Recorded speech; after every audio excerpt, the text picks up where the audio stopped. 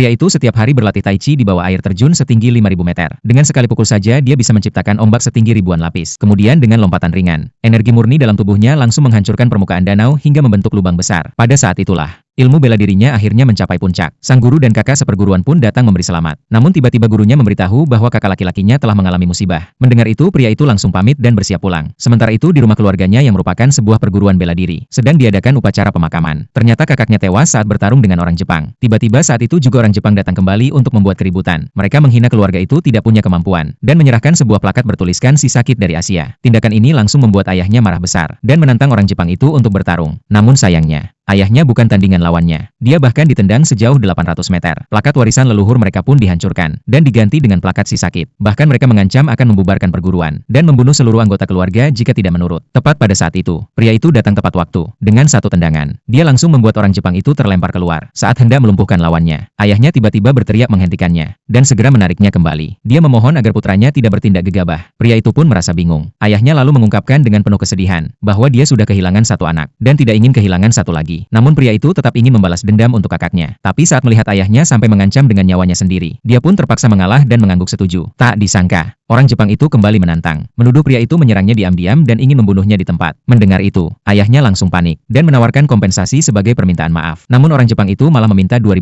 demi melindungi anaknya. Ayahnya dengan berat hati memberikan seluruh harta milik perguruan. Melihat uang tersebut, mata orang Jepang itu langsung berbinar, lalu pura-pura memaafkan mereka. Namun beberapa detik kemudian, dia kembali berdiri di depan pria itu dan mulai mengejek, mengatakan bahwa bahkan ayahnya saja bukan lawannya, apalagi hanya seorang anak muda. Pria itu pun marah bukan main, dan hendak menyerangnya. Namun kembali ditahan oleh ayahnya. Melihat pria itu tidak berani bertarung, orang Jepang itu pun tertawa terbahak-bahak dan berbalik pergi. Sebelum pergi, dia menyatakan bahwa 3 hari lagi akan diadakan pertarungan resmi, dan jika mereka kalah, perguruan bela diri itu harus dibubarkan. Lalu dia melemparkan surat tantangan hidup dan mati dan pergi. 3 hari pun berlalu dan hari pertandingan tiba. Pria itu khawatir ayahnya tidak akan mampu menghadapi orang Jepang itu, dan bersikeras ingin ikut bertarung. Namun ayahnya tahu pertarungan ini sangat berbahaya, dan tidak ingin anaknya ikut mempertaruhkan nyawa. Dia pun meminta semua orang menjaga pria itu, sementara ayahnya naik ke atas ring. Di saat itu orang Jepang terus memancing emosi, mengatakan bahwa dia akan mengalahkan semua lawan. Banyak pendekar dari bawah ring yang tidak terima dan naik ke atas panggung. Namun satu persatu dikalahkan dengan mudah. Semakin banyak yang kalah, semakin sombong orang Jepang itu. Dia pun meminta lawan yang lebih kuat dari pihak perguruan. Akhirnya ayah dari pria itu sendiri naik ke atas panggung, namun tetap saja berakhir dengan kekalahan telak. Di sisi lain, pria itu yang mendengar kabar tentang pertarungan, tidak tahan lagi, lalu langsung berlutut di depan ibunya, memohon agar diizinkan membalas dendam untuk kakaknya.